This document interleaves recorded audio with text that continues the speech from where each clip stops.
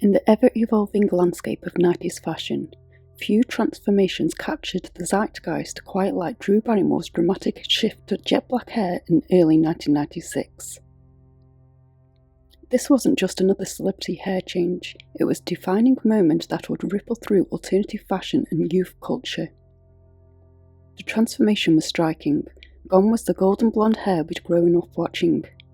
In its place, a bold, unapologetic black that perfectly captured the edgy spirit of the mid-90s. But this wasn't just about the hair, it was about the complete aesthetic Drew crafted around it. She was still all daisies and butterflies, a sort of sweet goth, if you will, and she still retained her signature makeup style of that time.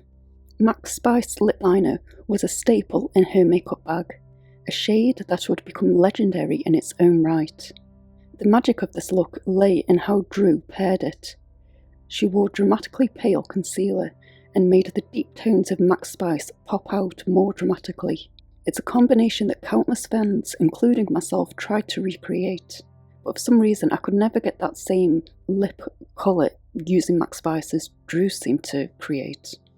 The impact of this dramatic transformation even affected the filming of Scream that same year.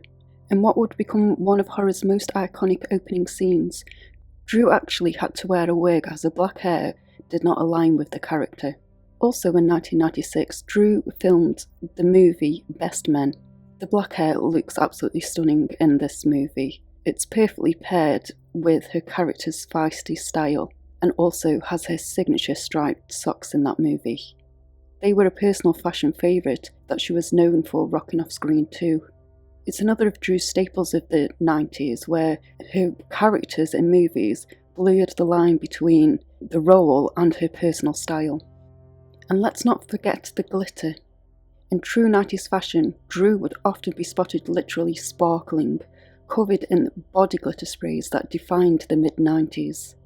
It was excess, it was drama, she was unapologetically herself. 90s Drew was everything the decade stood for. For many teens like myself in 1996, Drew's look in this movie was a game changer. The hair colour was more than inspiration, it was permission. It was a statement of independence and alternative style. Between Drew's cool-looking dark hair and Nancy from The Craft Witch's black hair, they inspired my very first adventure into dyeing my hair black. They were part of a cultural moment that gave so many of us the courage to experiment with our own style. It was about embracing independence, alternative culture, and the power of personal transformation. It was a cultural shift that empowered many of us to embrace our darker, edgier sides. What seemed like a simple hair colour change became something much more profound, a statement about identity, rebellion, and the beautiful chaos of 90s self-expression. In later interviews, Drew would reflect on this era as one of her favourite experimental phases, a time when she fully embodied that mid-90s alternative spirit. Towards the end of 1996, the black hair eventually gave way to a dark red before she returned to her signature blonde.